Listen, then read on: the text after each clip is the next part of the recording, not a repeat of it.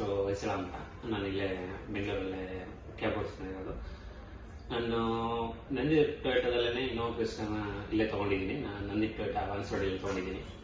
ಮತ್ತು ರೆಗ್ಯುಲರ್ ಆಗಿ ಸರ್ವಿಸ್ ಇಲ್ಲೇ ಮಾಡ್ಕೊಳ್ತಾ ಇದ್ದೀನಿ. ನಂದು ಇದೊಂದು ಗಾಡಿ ಇದೆ ಮತ್ತು ಇನ್ನೊಂದು ಇಟಿಯೋಸ್ ಇದೆ. ಎರಡೂ ಗಾಡಿ ಇಲ್ಲೇ ಸರ್ವಿಸ್ ಆಗ್ತದೆ.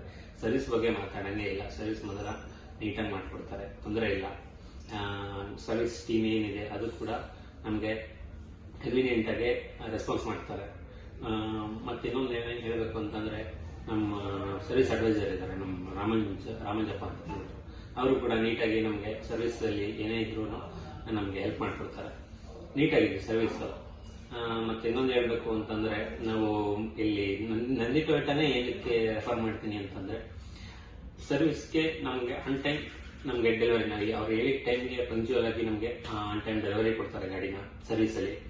ಇದಕ್ಕೋಸ್ಕರ ನಾನು ನಂದಿ ಟೊಯೋಟಾನ ರೆಫರ್ ಮಾಡ್ತೀನಿ. ಯಾರೇ ಇದ್ರೂ ನನ್ನ ಫ್ರೆಂಡ್ಸ್ಗೆ, ನನ್ನ ಫ್ಯಾಮಿಲಿ ಯಾರಿಗೆ ಇದ್ರೂ ನಾನು ನಂದಿ ಟೊಯೋಟಾ ವಾನಸವಾಡಿನ ರೆಫರ್ ಮಾಡ್ತೀನಿ.